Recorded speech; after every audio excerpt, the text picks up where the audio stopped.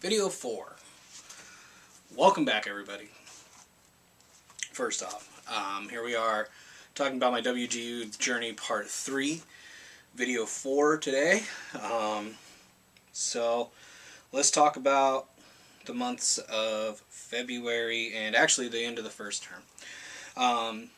Obviously, my next video is going to be Video 5 that I've said so much about.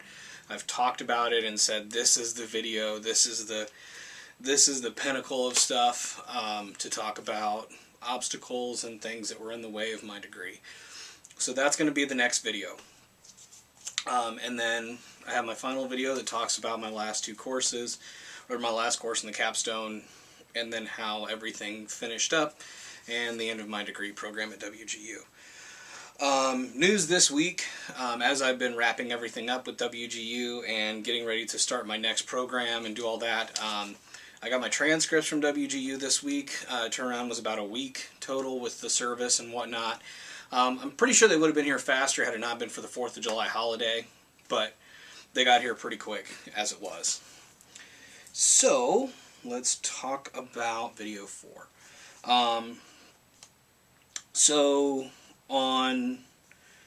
Let's see, from January 26th to February 13th, I did financial management. Financial management was a course that it really, maybe not to the extent that it's taught in a graduate program, obviously, but financial management should be taught at every single level of education. It should be a requirement before you graduate high school. It honestly should be something that's taught to you in elementary school and middle school, so you know calculations. The most important thing you learn in financial management, if you didn't already learn it in a previous finance class, is how to do a budget, payback period on loans, figuring out how much an interest rate is, when it's charged, the principal charts, all of that. Because you will need this no matter what in your life. If you're one of those people who says, well, I'm never going to buy a car. Well, at some point in time, you're going to need a roof above your head. And you're going to need to buy a house, and unless you're sitting around with $200,000 in capital to buy a house, you're going to have a hard time buying a house without, going through a loan service or of some sort, whether it's a government-backed loan or a privately backed loan. Going to college, you're going to learn about your student loans and learn about the interest rates that those are going to have. And that degree that might have cost you $50,000 in the beginning may end up costing you well over $70,000 to $80,000 to even $100,000, depending on what you do here and there within your education. So, financial management, that course was incredibly important to me. I'm glad that I got it done fairly quickly. I got it done within about 2 weeks. But the stuff that I learned in that course was so much more than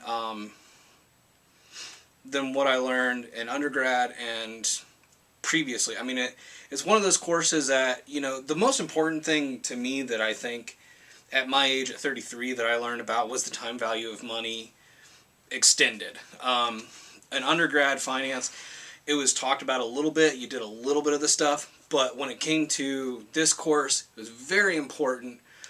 I constantly was doing my own calculations and showing my wife and my friends and everyone what would happen with your 401k where it is now and where it's going to be at in 20 years and 30 years, what you're going to have to retire on and everything else.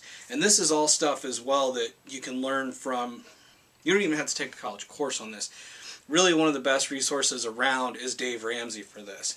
You can turn on Dave and watch his stuff, and he can tell you about how to save for retirement, how to do this stuff, and how to get yourself out of debt. I'm not really trying to plug Dave here, but he is one of the best financial resources out there.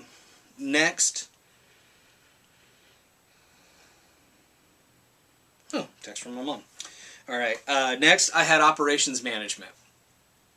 Operations management, for me, was it was a course that was tailored specifically for me, or at least it feels like it. Operations management, you talked about production management, shipping and logistics, and quality. That's what I've done my entire career at my current in my current company. I started out in logistics. I went to production and made product. Then I became a manager of production, and then I moved to a quality role that I'm in now to help work with that stuff. You learned a lot of things like Six Sigma, QCDSM, all of that stuff for this course, and it was, like I said, it was tailor-made for me, so it was pretty easy for me. I think this might have been a one-day course. Like, I took the exam, took the pre-assessment, and went right to the test. Was not scared about it, and it was a blast to do. And then my final term 1 course, okay, so we'll talk about after this. So, when I went into the final month of the term, I had global econ, data-driven decision-making, and my capstone. I went into my capstone group. I started working with my capstone group because you do a great business simulation.